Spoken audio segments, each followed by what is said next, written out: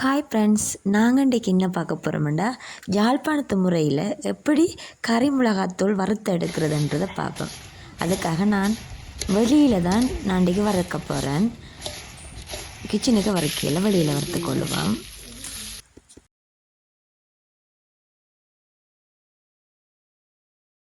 ஒரு கிலோ சிவப்பு மிளகாய் எடுத்துகிட்டு இருக்கிறேன். அதை நான் வெட்டி கொள்கிறேன். கத்திரிக்கோளால் வெட்டி கொள்ளலாம். 2 வச்சுட்டு வெட்டலாம். கத்தியாலையும் வெட்டலாம். இப்படி வெட்டி கொண்டு மல்லி 1 கிலோ எடுத்துருக்கிறேன். மல்லியில் இருக்கிற தேவையற்ற கழிவுகளை எல்லாம் நாங்கள் எடுத்தறியணும். இதெல்லாம் தேவையில்லை. அதில் இருக்கிற தடி ஏதாவது கழிவுகள் வரும். இப்போ அதெல்லாம் நாங்கள் அகற்றி கொள்ளணும். மல்லியை க்ளீன் பண்ணிட்டு தான் நாங்கள் மல்லியை வறுக்க எடுக்கணும். மல்லியில் இருக்கிற கழிவுகளில் நாங்கள் எடுத்து எறிஞ்சிட்டு இப்போ நாங்கள் மல்லியை எடுத்து வச்சுக்கிறேன். மிளகாயின் கொஞ்சம் விதைகளையும் எடுத்து அதோட கருவேப்பிலையும் சேர்த்து வச்சுருக்கிறேன். பாருங்கள், கருவேப்பிலையும் தனி எடுத்து அதை கழுவிட்டு காய விட்டு வச்சுருக்கிறேன்.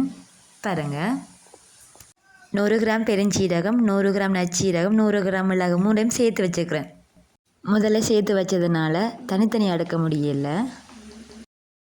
2 மஞ்சள் தீரையும் இதுக்குள்ளே சேர்த்து கொள்ளுவோம்.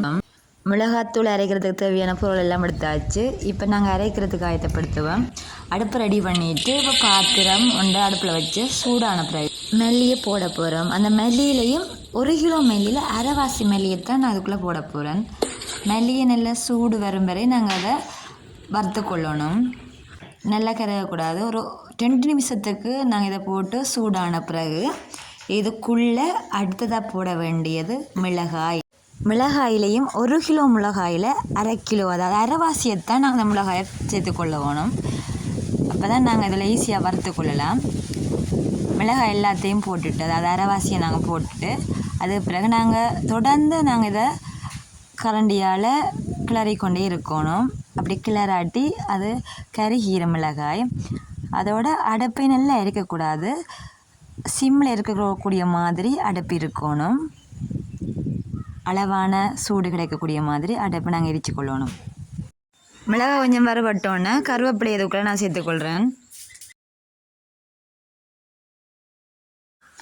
1/2 கிலோ மிளகாய்க்கு 1 மஞ்சள் தீரை சேர்த்துக்கொள்கிறேன். மீதி 1/2 கிலோவுக்கும் இன்னொரு மஞ்சள் தீரை சேர்த்துக்கொள்ளணும்.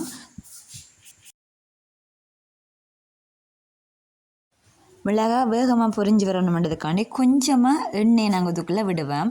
விட்டால் நல்லா மொறுண்டு வரும். இந்த மிளகாய் மொறுண்டு வந்துட்டான்னு பார்க்குறதுக்காக அதை நாங்கள் செக் பண்ணி பார்க்கணும். ஒரு மிளகாய் எடுத்து உடைச்சி பார்க்கும்போது சத்தத்தோடு உடைஞ்சிதுன்னு சொன்னால் பதம் ஓகே, அதோடு இறக்கி கொள்ளலாம்.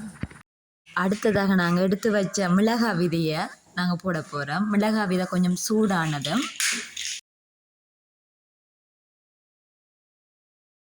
பெருஞ்சீரகம், நற்சீரகம், மிளகு சேர்த்த கலவையை இதுக்குள்ளே சேர்த்து கொள்ளுவோம். சேர்த்து நல்ல பொன்னிறமாக வரும் வரை நாங்கள் இதை வறுத்தெடுக்கணும்.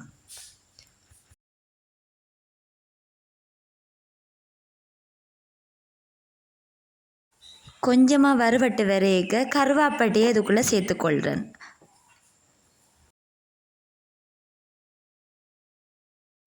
பெருஞ்சீரக, நற்சீரக, மிளகு கலவை நல்ல பொன்னிறமாக வறுபட்டோன்னே அதை நாங்கள் இறக்கி கொள்ளுவோம். இறக்கிட்டு நாங்கள் வறுத்து வச்சோமே அந்த மிளகாய்க்குள்ளே சேர்க்கணும். இப்போ மீதியாக வச்சுருந்த மிளகாயையும் வறுத்தெடுப்போம். அதுக்குள்ளேயும் மஞ்சள் தீரையும் சேர்த்து அதையும் நாங்கள் எடுத்துக்கொள்ளுவோம்.